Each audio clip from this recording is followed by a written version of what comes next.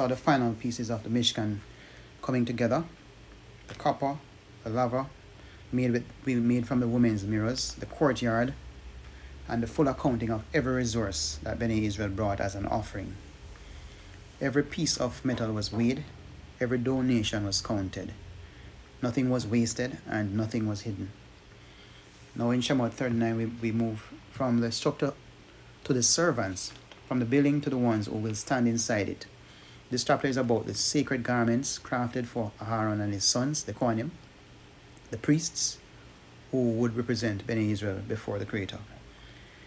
They aren't just clothes, these are uniforms of assignment, garments of identity, and like the Mishkan itself, every thread is intentional.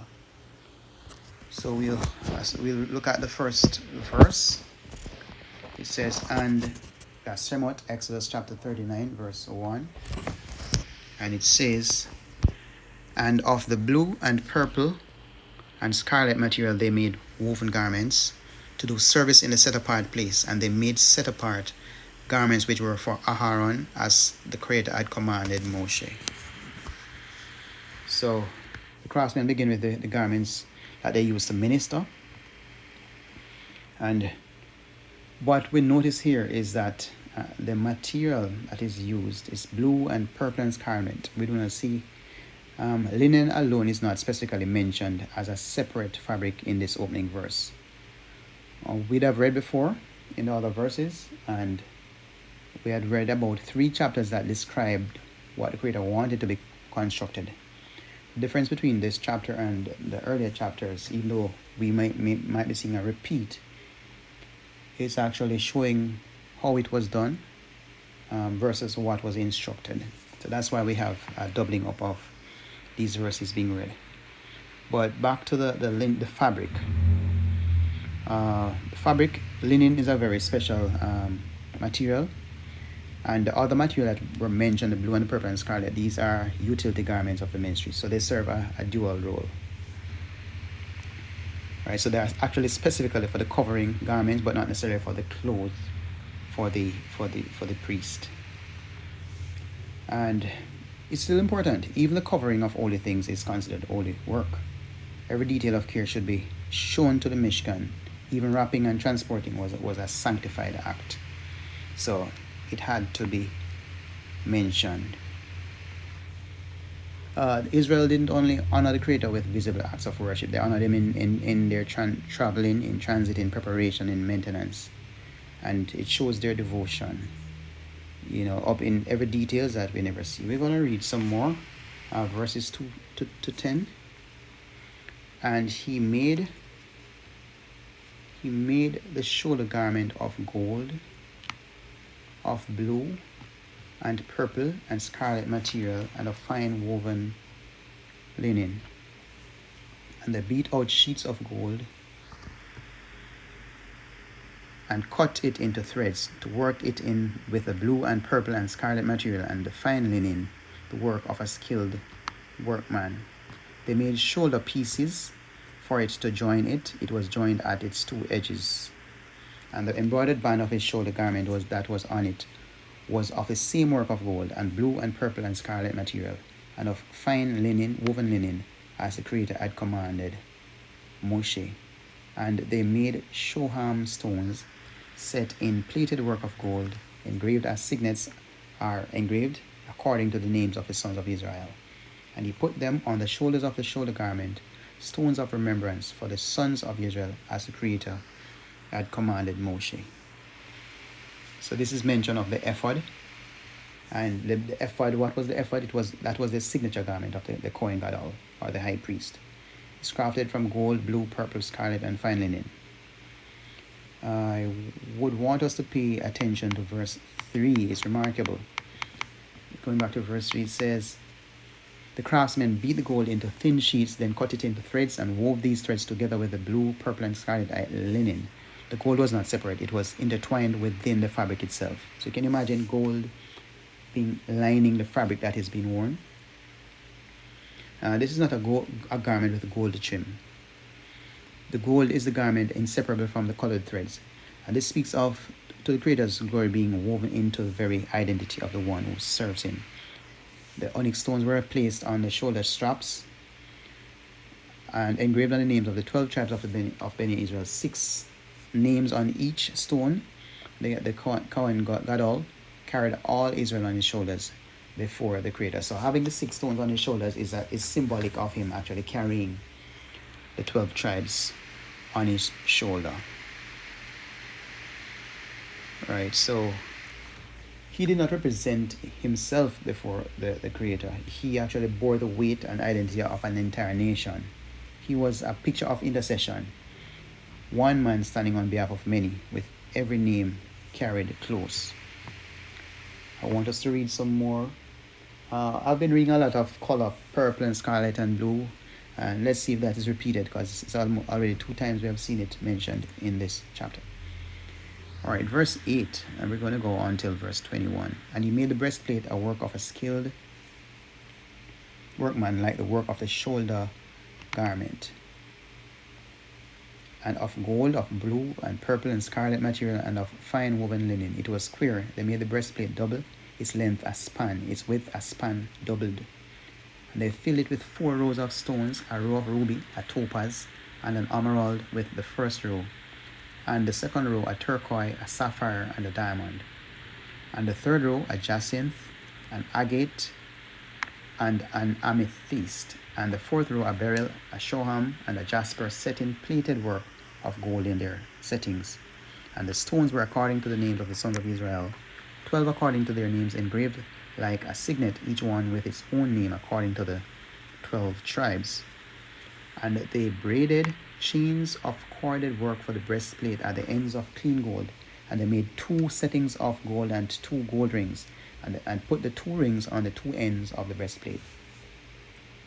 And they put the 2 cords of gold in the 2 rings on the ends of the breastplate, and the 2 ends of the 2 cords they fastened in the 2 settings, and put them on the shoulder pieces of the shoulder garment in the front. And they made 2 rings of gold and put them on the 2 ends of the breastplate, on the edge of it, which was on the inward side of the shoulder garment. And they made 2 gold rings and put them on the 2 shoulder pieces underneath the shoulder garment, on the front of it, close to its seam, above the embroidered band of the shoulder garment. And they bound the breastplate by means of its rings to the rings of the shoulder garment with a blue cord, so that it would be above the embroidered band of the shoulder garment, and that the breastplate would not come loose from the shoulder garment, as the Creator had commanded Moshe. And so we stop at verse 21, and we saw a lot of information about the breastplate, right? And the Choshen, and that's the breastplate of judgment. It's crafted in style as the Ephod, same colors again. And 12 precious stones were set in 4 rows. And we see that a cord of blue wool was used to bind the breastplate to the Ephod. This is a small but deeply intentional detail, you know. They were bound together permanently by a cord of blue. And we should know that this was done exactly as the Creator had commanded Moshe, having read it in the last part of verse 21. What does it mean? What does it teach us that the breastplate and the ephod had to be bound together and could not come loose? It's important to consider this. The judgment and the glory of the ministry, they were not separated, and both were important, and both had to be done and had to be joined again, showing us something, right? So there must be connection as the Creator had commanded. All right, we could read on from 22 to 26. And he made the robe of the shoulder garment of woven work, all of blue. And the opening of the robe was in the middle, like the opening in a scaled armor, with a woven binding all around the opening so that it would not tear. And they made on the hem of the robe pomegranates of blue and purple and scarlet material twined. And they made bells of clean gold and put the bells between the pomegranates on the hem of the robe all around between the pomegranates, and a bell and a pomegranate, all around the hem of the robe for the service, as the Creator had commanded Moshe. As I'm reading a bell and a pomegranate, I'm just seeing things being repeated more than once.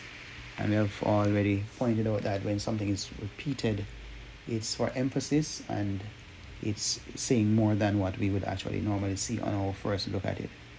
The bells. The bells were placed on the hem of the priestly robe, because the bell, as we know, is something that makes a sound. It would provide a signal both to the people outside and spiritually before the Creator.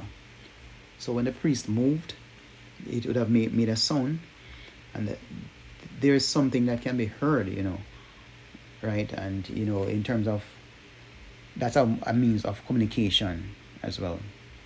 Is there a spiritual lesson behind the pattern of the bell and the pomegranate and the bell and the pomegranate again around the hem?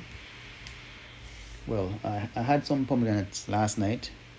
Very nice fruit, juicy, delicious, right? And just reading it, it is a symbol of fruitfulness, right? That's what I see whenever I read it. The pomegranate, it is a symbol of fruitfulness, right? So how can that be applied to us? We need to be fruitful in our ministry. We must be true ministers of the Creator. We must be vocal like the bell and fruitful like the pomegranate, and let it be and make the aim for our lives to produce, and for our mouths to speak in line with what the Creator speak to us, and it will match that. We don't just talk what's the talk, but we actually live it in our life and be fruitful. So that is what I getting from those particular verses. Verse 27. And they made the long shirt of fine linen, the work of a weaver, for Aharon and his sons, and a turban of fine linen, and the turban ornaments of fine linen, and short trousers of fine woven linen, and a girdle of fine woven linen with blue and purple and scarlet material, the work of an embroiderer, as the Creator had commanded Moshe. I'm wondering if this is the same thing that we call jumper.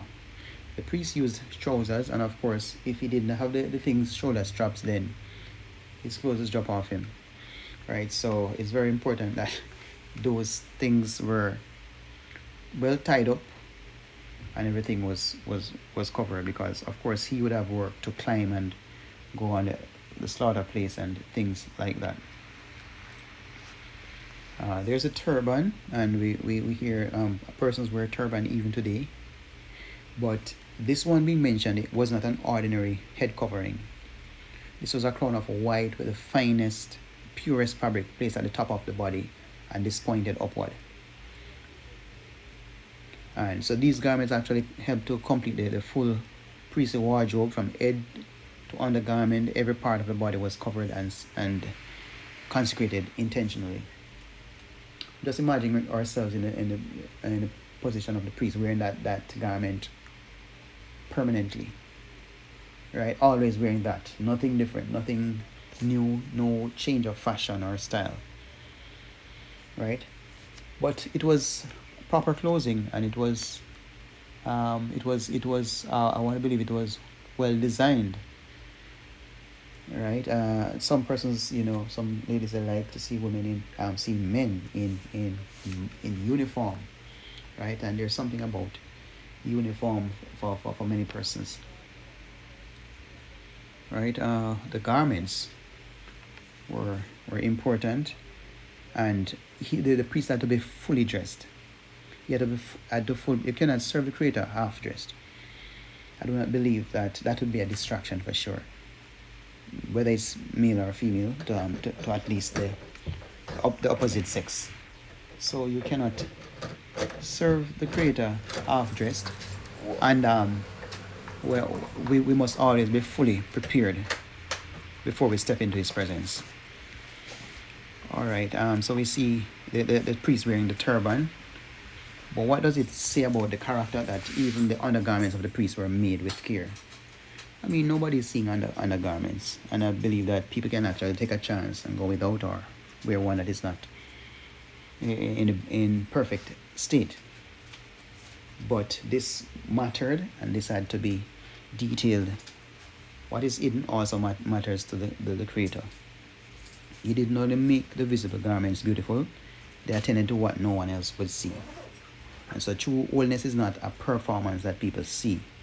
It goes all the way down, inside and outside. Let's read verses 30 to 31. 30 says, "And they made the plate of the set-apart sign of dedication of clean gold, and wrote on it an inscription like the engraving of a signet, set apartness to the Creator. And they put on it a blue cord to fasten it above on the turban, as the Creator had commanded Moshe." So here we see mention of the golden plate and the Tzitz. Right? That blue cord that is supposed to be worn. So the craftsmen made the Tzitz. Right? They were the ones. This was attached to the front of Aaron's turban by a cord of blue wool placed on the forehead at the very front of his head. But when I read verse 31, it says to fasten it above on the turban. It raises the question, what does over the top of the turban or above the turban mean exactly? There's reference to it in Shemot, Exodus chapter 28, verse 37. And the text clarifies that the cord of blue went up and over the turban, securing the golden plate opposite the front of the cap, meaning it was positioned and visible directly on the forehead. So it serves as reinforcement, prevent it from maybe blowing off. So the purpose was really to anchor it and secure this decoration of holiness to this person of the Kohen Gadol, the high priest. It was not merely for decoration, it was a fastening and a public permanent identification. Right? This person that was wearing it actually belonged to the Creator. So that is what it suggests. There's a mention in verse 30 as well, say, set apart to the Creator. That was written on the thing that he was on the thing that's on his forehead. So this means that it was most visible, forward facing part of the human body. So this is a declaration to everyone, including the one where that this person's identity and purpose and allegiance is publicly and permanently consecrated to the Creator. It could not be hidden. And if we are on the platform are actually deciding and committing to follow the Creator, we must stand out and it must be seen. We should not have to say anything for others to know that we are set apart to the Creator. Right, so that's important. And of course the blue Tzitz, I wear this daily, and I trust that the others are wearing it too. It is what kept the decoration of holiness anchored. Without that cord, the golden plate would fall. Right, so everything, it had a purpose. Let's read 32 to 43. That's to the end. "And all the work of the dwelling place of the tent of appointment was completed. And the children of Israel did according to all that the Creator commanded Moshe. So they did. And they brought the dwelling place to Moshe, the tent and all its furnishings, its hooks, its boards, its bars, and its columns, and its sockets. And the covering of ram's skins dyed red, and the covering of fine leather, and the veil of the covering, the ark of the witness with its poles, and the lid of atonement, the table, and all its utensils, and its showbread, the clean lampstand with its lamps, the lamps to be put in order, and all these utensils, and the oil for light." Verse 38, "And the slaughter place of gold, and the anointing oil, and the sweet incense, and the covering for the tent door, the bronze slaughter place and its bronze gating, its poles, and all its utilities, the basin with its stand, and the screens of the courtyard, its columns, and its sockets, the covering for the courtyard gate, its cords and its pegs, and all the utensils for the service of the dwelling place, for the tent of appointment, the woven garments to do the service in the set-apart place, the set-apart garments for Aharon, the priest, and his son's garments to serve as priests. According to all that the Creator had commanded Moshe, so the children of Israel did all the work. And Moshe looked over all the work and saw they did it as the Creator had commanded. So they had done it, and Moshe blessed them. So there we have it. I mean, big construction. A couple of days we looked at it, but the work is now complete, and as according to the story, and brought to Moshe, and of course Moshe was pleased. So this is the turning point. If you were working on something for a long while and you wanted to see it through to the end, every garment, every vessel, every curtain was complete. And the text emphasized that Benei Yisrael did everything exactly as commanded, as he commanded Moshe. Not almost, not mostly, but exactly. Verse 33, I do not want to jump over that. I think it's powerful. The people brought the completed Mishkan and everything in it.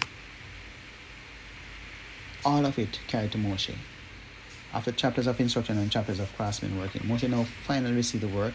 His role in the building phase was largely to instruct, oversee, and trust the people. Now it is Moshe's turn to act. He will be the one to erect the Mishkan in chapter 40 that we'll read hereafter. So it didn't even occur to us that Moshe wasn't actually doing any work. He was actually the spokesman on the job, man with the talk. Well, he will finally get something to do. So what's the significance of the people bringing it?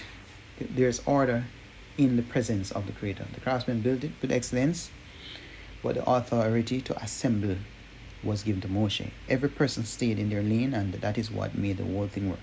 Honor is given to the one appointed by the Creator, not assumed.